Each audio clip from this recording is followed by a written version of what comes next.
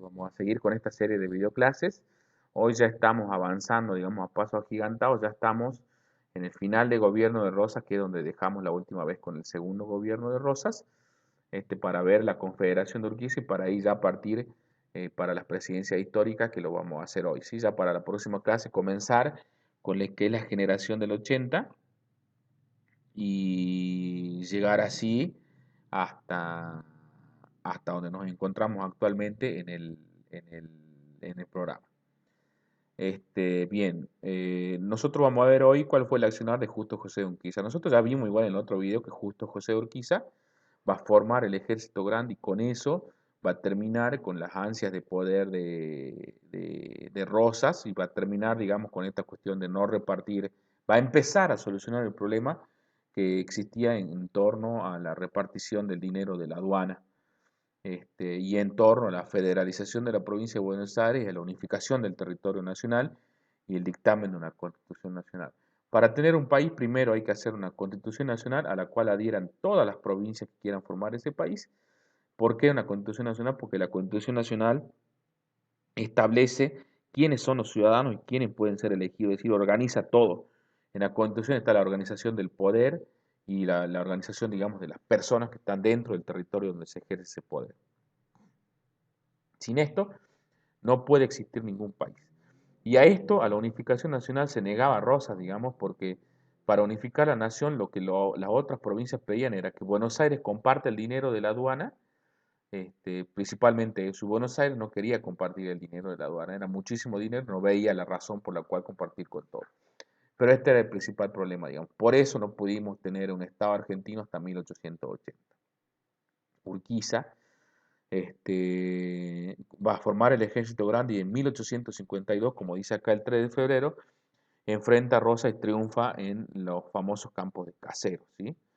Firma el acuerdo de San Nicolás, digamos la paz, después de toda guerra hay una paz, un acuerdo de paz, y asume como director provisorio de la Confederación Argentina. Ya no existía más la Confederación Rosista, sino que ahora todas las provincias estaban de acuerdo en formar lo que se denominó Confederación Argentina. Fíjense aquí una palabrita que conocemos nosotros.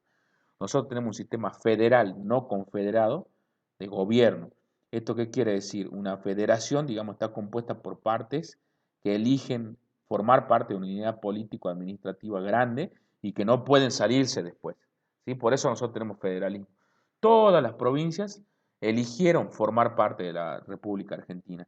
Y por lo tanto ese contrato que está establecido en la Constitución Nacional no puede romperse. Salta, si el día de mañana está en desacuerdo con políticas que lleva adelante el presidente, no puede separarse porque está en una federación. Ahora, si hubiera sido una confederación esto, cada uno de los estados que digamos que están de acuerdo en formar parte de una confederación pueden salirse cuando quieran. Por eso después de 1852 se formó la Confederación Argentina. Todas las provincias que aún no estaban seguras de formar parte de un país eligieron una forma de agruparse como una confederación. ¿Esto qué quiere decir? Una confederación es lo que yo les decía recién, ¿sí? Es decir, todas las provincias de la República Argentina en ese entonces que no querían formar parte de una nación argentina dijeron, yo quiero formar parte de una unidad político-administrativa, pero quiero salirme cuando yo lo crea adecuado. Entonces así se formó lo que se conoce la Confederación Argentina. Todas las provincias de ese entonces formaron parte de la Confederación Argentina, pero no estaban obligadas a hacerlo para siempre. En algún momento se podían salir y se manejaban como si fueran estados independientes. Entonces, cae Rosas, mediante el acuerdo de San Nicolás, Urquiza queda como director provisorio de esta Confederación Argentina y convoca un Congreso Constituyente para sancionar una constitución y convertirnos en país. ¿Sí? Pero, ¿cuál es el problema? Que de esta Confederación Argentina, Buenos Aires se aparta, decide no formar parte y se separa. De todas maneras, sigue adelante la Confederación con Buenos Aires separado, no peleamos con Buenos Aires hasta 1880 que se forma el país. Sigue esta Confederación Argentina y emite un texto constitucional, sanciona la Constitución en 1853 en Santa Fe, que es la Constitución que vamos a tener hasta hoy en día. Y en Buenos Aires no adhiere porque estaba fuera de la Confederación.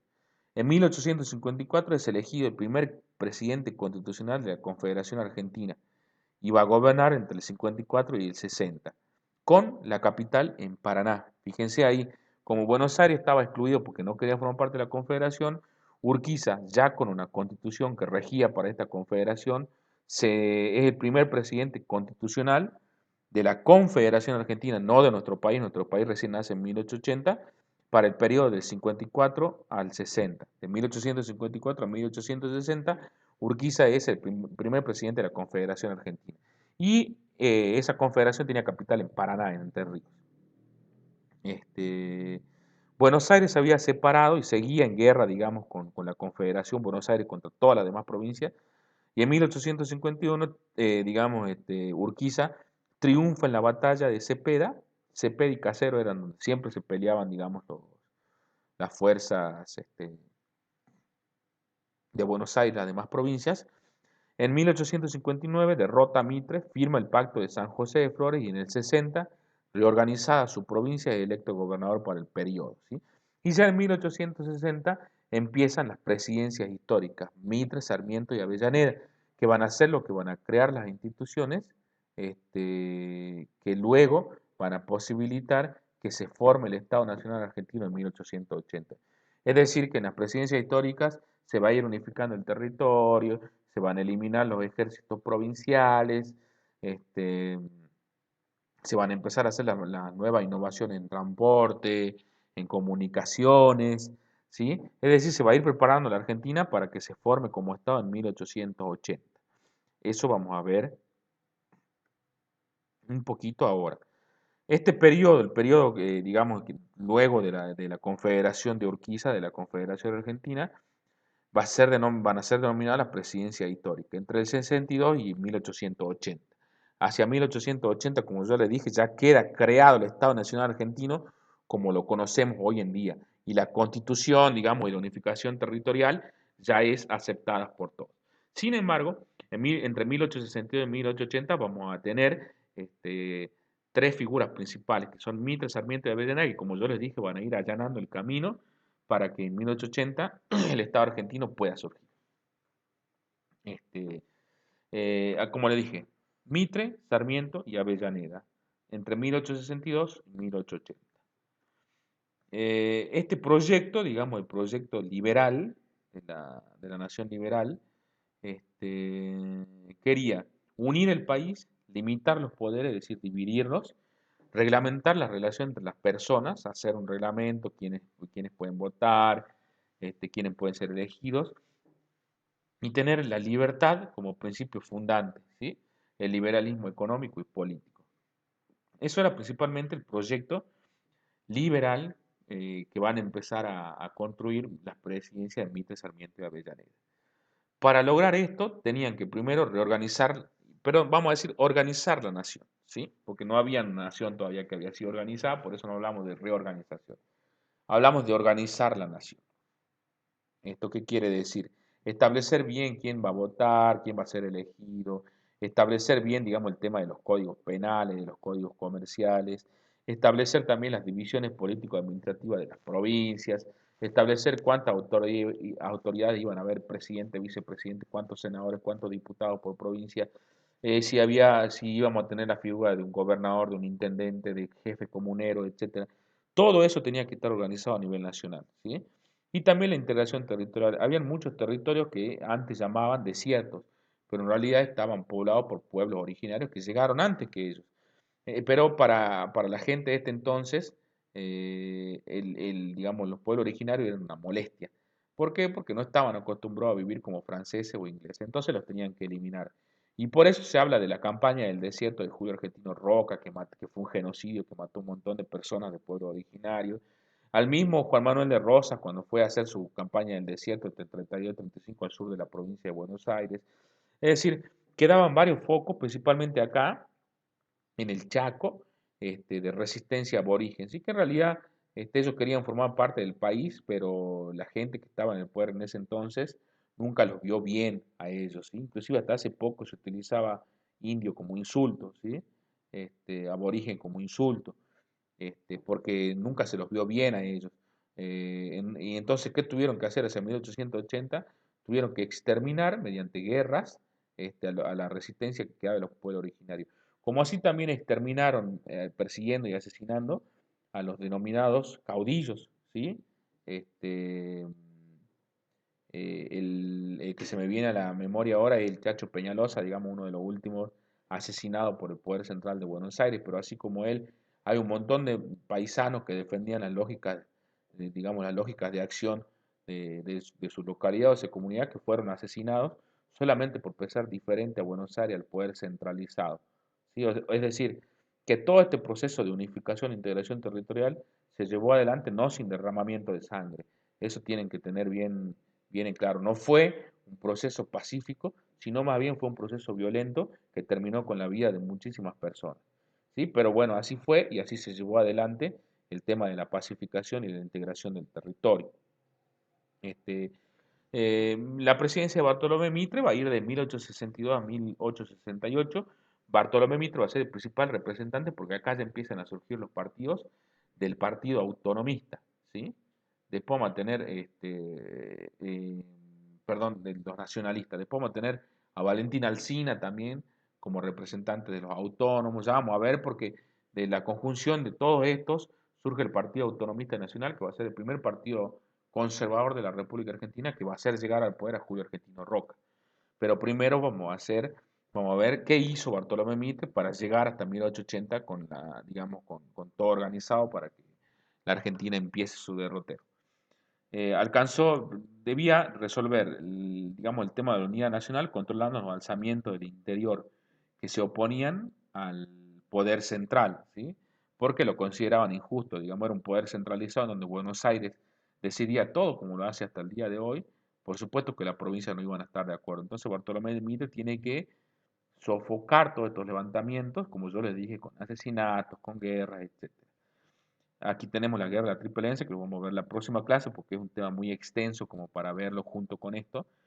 Este, y también estaba el tema de resolver la residencia de las autoridades nacionales, fijando una capital nacional.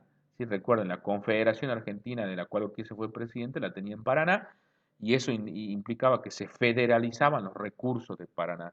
En este caso se elegía, digamos, la capital, la provincia de Buenos Aires, había que federalizar los recursos. ¿Qué quiere decir? Que esa provincia iba a tener que repartir los recursos para toda la nación. Eso es lo que no querían los porteños, ¿sí? Los ciudadanos de la provincia de Buenos Aires, de la ciudad de Buenos Aires, perdón. Entonces tenía que resolver ese problema. Y ahí se crea la ley de federalización, que llega hasta el día como la conocemos hoy. Después viene Sarmiento, digamos que bueno, todos lo conocemos por ser el promotor de la educación. Durante su presidencia se extendieron líneas telegráficas y líneas de ferrocarril, se construyeron escuelas en el interior, se crearon bibliotecas, las primeras escuelas normales, se dio impulso a la inmigración, se multiplicaron las poblaciones periodísticas de todo tipo, pero no fue todo bueno con Sarmiento, ¿sí? Sarmiento también es conocido por esto, pero también es conocido por el odio que le tenía a los gauchos, ¿sí? Él persiguió a los gauchos hasta el último, a los caudillos los consideraba como sinónimo de atraso, ¿sí? De salvajismo, ni que hablar de los pueblos originarios que no entendían nada de revolución industrial, digamos como que los quería borrar, los quería desplazar del territorio argentino.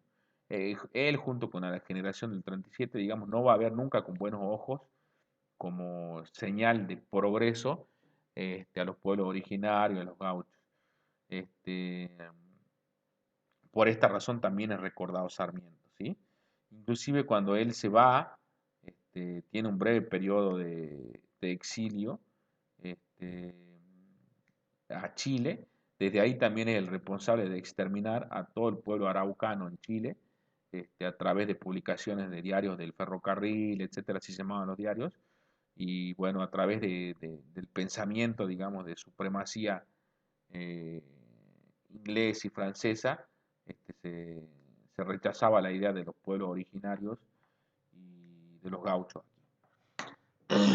Y después tenemos la presidencia de Nicolás de Avellaneda, que es el que dejó todo el camino liso, digamos, junto con los otros dos, el camino preparado, para que asuma Julio Argentino Roca la primera presidencia constitucional en 1880 de la República Argentina. asume la presidencia en medio de acusaciones de fraude, ¿sí? Impulsó la organización nacional a través de una fuerte centralización política y económica, es decir, que quería centralizar todas las decisiones de- del Ejecutivo, Legislativo y Judicial. Promovió la conquista del desierto que después fue llevada a cabo por Julio Argentino Roca. Fomentó la inmigración europea, sancionó la Ley General de Inmigración y Colonización, que digamos que era sumamente necesaria para nuestro país porque nuestro crecimiento vegetativo natural no alcanzaba para poblar toda la Argentina y poner a producir el campo. Entonces, ¿qué tenían que hacer? Traer gente de afuera para que trabaje, ¿sí? Y poner en marcha el país. Eso también se los debemos a Nicolás de Avellaneda. Y debió hacer frente a los primeros serios problemas económicos, falta de dinero para el financiamiento de la obra pública, mejorar el puerto, mejorar instalaciones de saladeros, de frigoríficos, mejorar ferrocarriles, comunicaciones, etc. Bien, chicos, lo vamos a dejar hasta ahí. Espero que se haya entendido algo, ¿sí? Igual lo vamos a seguir profundizando en la clase que viene cuando ya veamos la presidencia de Julio Argentino Roca. Como les digo siempre, los quiero mucho, les dejo un abrazo inmenso y si van a salir, por favor traten de no hacerlo, pero si tienen que salir, alcohol en gel, uso de barbijo y distancia social. Los quiero mucho, chicos, abrazo grande.